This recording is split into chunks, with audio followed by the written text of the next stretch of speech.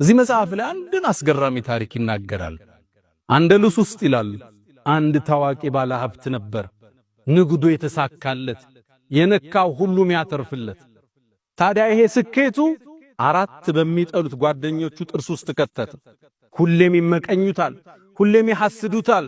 ተሳካለት፣ ሆነለት፣ አደገ፣ ያመጣው ይሸጣል፣ የነካው ያተርፋል። ሐሰዱት። አንዴ እሱን ለማወቅ ወስነው አንድ ጁምዓ ወጡ። እሱም እንደለመደው ጀለቢያውን ለብሶ ነጭ ጥምጣሙን አድርጎ ከቤቱ ወጣ።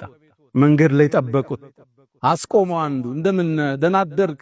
ዛሬ ደግሞ አምሮብሃል፣ በተለይ ቢጫው ጥምጣምሃል።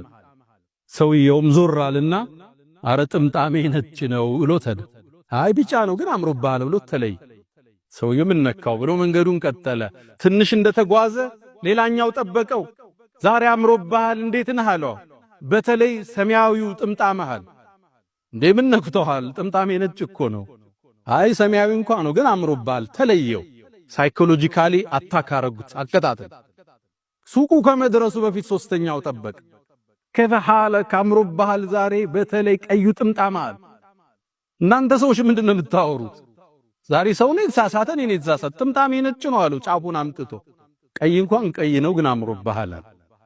ሰውየው ሰማያዊ፣ ጥቁር፣ ቀይ ያለ ሱቅ ውስጥ ገባ። ሱቅ ውስጥ ገብቶ ከፍቶ እንደለመደው ስራ ሊጀምር ሲል አራተኛው መጣ። ዛሬ እንዴት አምሮብሃል፣ ንጋቱን መስልሃል፣ በተለይ ቢጫው ጥምጣምሃል። እናንተ ሰዎች ምንድነው የምታወሩት? ጥምጣሜ ነጭ ነው ውጣልኝ አለው። ተበሳጨ፣ ጮኸ ይላሉ ኢብኑ ሐዝም። ከዛም ራሱ ማውራት ጀመር። ቢጫ፣ ጥቁር፣ ነጭ አቅሉ ተነካ ይላል ኢብኑ ሐዝም። ምን ያሉ ይህ ሰው በሂደት አበደ ይላል። አንደሉስ ጎዳና ላይ ይህም ባለ ሀብት ከሀብቱ ከስሮ ራቁቱን እየሄደ ሕፃናት በድንጋይ ሲያባሩት መለከት ነበር ይላል። አላህ ውስጣችን ከሐስድ ያዝነው።